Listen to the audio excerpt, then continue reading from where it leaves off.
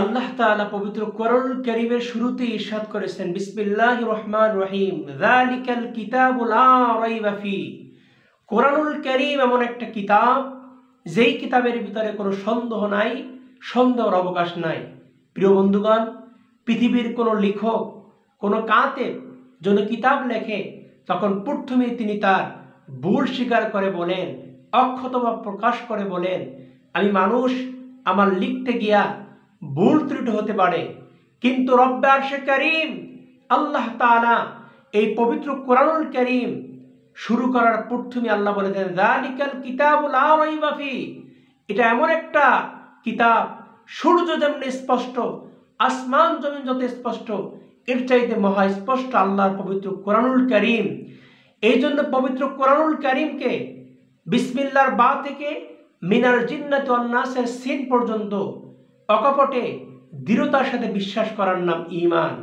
এজন্য আমরা ঈমানে মুফাসসালের মধ্যে পড়ি, আমানতু বিল্লাহ, ঈমান আনলাম আল্লাহর প্রতি, ওয়া মালাইকাতিহি, এরপরে ফেরেশতাগণের প্রতি, ওয়া মালাইকাতু কুতুবিহি, এবং কিতাব সমূহের প্রতি, কিতাবিস সামাবিয়্যা, আসমানি কিতাবের প্রতি ঈমান। এজন্য আমরা প্রত্যেকে আল কোরআনকে বুকে ধারণ করতে হবে, আল কোরআনের শিক্ষায় শিক্ষিত হবে। এই কিতাব এমন কিতাব, পৃথিবীর সব বুলুন্ডিত হবে, কিন্তু এই কোরআনের হেফাজতকারী আল্লাহ তাআলা নিজে। আল্লাহ রাব্বুল আলামিন কোরআনে বলেছেন, ইন্না নাহনু নাযালনা যিকরা ওয়া ইন্না লাহু লাহাফিজুন।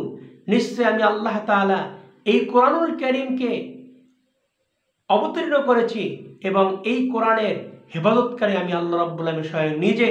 এজন্য এই কোরআনুল কারীমকে যারা পৃথিবীর ভিতর থেকে নিচ্ছিন্ন করার চেষ্টা করেছে, তারা পারে নাই। যারা চেষ্টা করতে তারাও পারবে না। কিয়ামত পর্যন্ত কোনো মানুষের চেষ্টা এখানে কাজ হবে না। কারণ এই কোরআন সীসাতলা প্রাচীর যতটা মজবুত, এর চাইতে মহা মজবুত আল কোরআন।